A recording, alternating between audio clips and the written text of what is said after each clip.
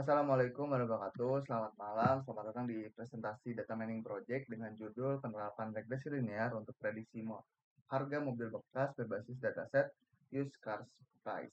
Di presentasi kali saya sendiri, golongan KDP dengan NPM 2310634170091. Oke. Untuk latar belakang di sini, mungkin banyaknya transaksi jual beli mobil bekas terus berkembang pesat seiring berjalannya waktu. Dan harga mobil bekas sangat bervariasi tergantung pada merek, tahun, jarak tempuh, transmisi, dan kondisi kendaraannya.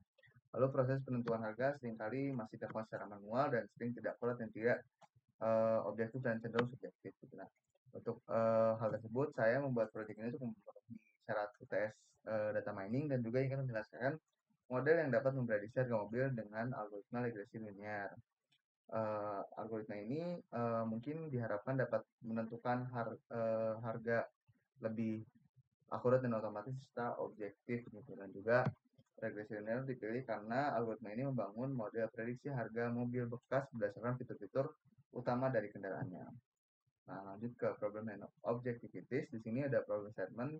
Saya membatasi bagaimana cara memprediksi harga mobil bekas berdasarkan fitur-fitur seperti year, middle age, dan transmission, dan juga seberapa akurat model ini regression dalam melakukan prediksi harga mobil. Kemudian untuk objektivitasnya itu melakukan data preprocessing dan eksplorasi dataset mobil bekas menggunakan dan membangun model prediksi dengan algoritma linear regression, mengevaluasi model menggunakan metrik R-square, MAE, MSI, dan RMSI.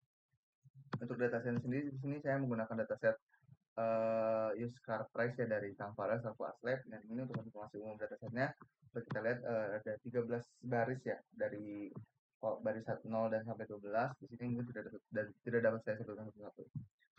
Kita lanjut ke data profiling. Di sini sebelum modeling kita akan melakukan pemeriksaan dan eksplorasi awal datasetnya. Jadi datasetnya ini diambil dari referensi sebelumnya dan kita dapat melihat statistik deskriptifnya di sini gitu. Kemudian juga dapat melihat missing value dari dataset yang sudah kita miliki. Ini cukup kotor ya datanya karena mungkin missing value-nya cukup banyak karena dapat dilihat di sini gitu. Lanjut ke EDA. Nah, ini untuk exploratory data analysis. Di sini saya menggunakan beberapa grafik untuk mendeskripsikan ya. Di sini ada heatmap untuk mengetahui korelasi antara variabel numeriknya. Kemudian di sini ada scatter plot untuk membandingkan harga versus jarak tempuhnya, kemudian harga dengan kapasitas mesinnya, kemudian harga dengan tenaga maksimalnya. Lalu di sini ada box plot untuk harga berdasarkan tipe pemilikan, deteksi outlier pada kolom numerik, harga berdasarkan tipe transmisi, kemudian harga berdasarkan tipe bahan bakar, dan juga di sini ada diagram yang untuk mendeteksi distribusi harga mobil bekasnya. Lalu di sini ada bar chart untuk melihat distribusi tipe bahan bakar dengan distribusi tipe penjualan. Mungkin untuk di sini saya akan sedikit memperlihatkan ya bagaimana kode ini dibuat. Nah, di sini untuk profilnya tadi seperti ini ya. Nah, untuk dashboard tadi saya tinggal memanggil saja dari awal ya, karena library-nya sudah diimport di awal. Kemudian untuk menampilkannya ya seperti ini. Kemudian di sini masuk ke bagian data cleaning ya, karena di data cleaning ini tadi seperti yang kita lihat banyak yang kotor gitu datanya. Jadi di sini saya melakukan data cleaning dengan cara menangani missing value pada mill age. Ini menggunakan beberapa dengan cara menghapus mengisi nilai-nilai itu dengan rata-rata median tergantung dengan jenis datanya. Nah, misalkan di sini kita lihat missing value pada mill age datanya dengan median, kemudian juga dengan ini itu ditentukan oleh bagian si data cleaning ini sesuai dengan kebutuhannya. Nah, di sini missing value-nya ini akan ditangani dengan berbagai kebutuhan dari data-data masing-masing. Untuk data transformation sendiri, seperti kita lihat data ini adalah mengubah skala data agar semua fiturnya ini memiliki bobot yang seimbang dalam model dengan menggunakan min-max scalar, menerapkan ke kolom numerik seperti year, kilometer, dan lain-lain. Dan hasilnya adalah semua nilai harus berada di antara 0 dan 1 agar mempermudah konvergensi model linear regression dan menghindari bias terhadap fitur skala besar. Ya, tujuannya untuk memastikan skala fiturnya seragam dan mempelajari hubungan antar variabel secara proporsional gitu. Nah, untuk di data transformation ini cukup panjang ya karena memang banyak sih yang harus kita lakukan, karena di sini juga kita lihat awalnya seperti ini gitu. Dan akhirnya kita dapat untuk fitur ekstra transformasi datanya seperti ini dan bentuk target Y-nya seperti ini. Nah, mungkin sebelum tahap modeling ini ada di sini bagian data final ini tuh hanya untuk memvalidasi ulang hal-hal yang sudah kita lakukan di data preprocessing sebelumnya. Lalu masuk ke tahap modeling, di sini kita menggunakan algoritma linear regression dan scikit-learn untuk prediksi harga mobil bekas berdasarkan fitur-fitur numerik dan kategorikan setelah diproses sebelumnya. Nah, untuk tahap modeling sendiri kita menentukan X-trend-nya, kemudian X-test-nya, kemudian Y-trend dan juga Y-test-nya.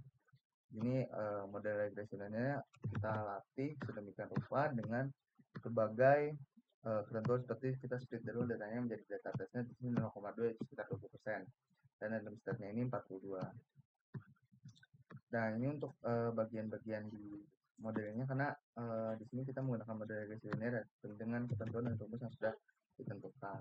Lanjut ke model evaluation. Nah, model evaluation ini kita lihat bahwasanya model yang sudah kita punya dengan tahapan modeling dan juga di data preparation sebelumnya, kita mendapatkan evaluasi dengan R-square di 0,7597 atau 75,97%, dan ini cukup tinggi gitu untuk regresi linear sederhana dan mungkin masih bisa ditingkatkan dalam fitur utama lainnya. Dan untuk kekuatannya sendiri, modelnya cukup cepat, sederhana, dan mudah dapat diselesaikan, dapat menunjukkan hubungan linear dan antara fitur dan harga dengan baik. Untuk kelemahannya sendiri, tidak cocok untuk hubungan non linear yang tidak linear gitu, hubungannya itu nggak cocok model ini. Kemudian sensitif terhadap outlier, jelas ya, makanya mungkin harus teliti dalam data pre-processing. Untuk insight sendiri, faktor yang paling signifikan yaitu dari year and mil age.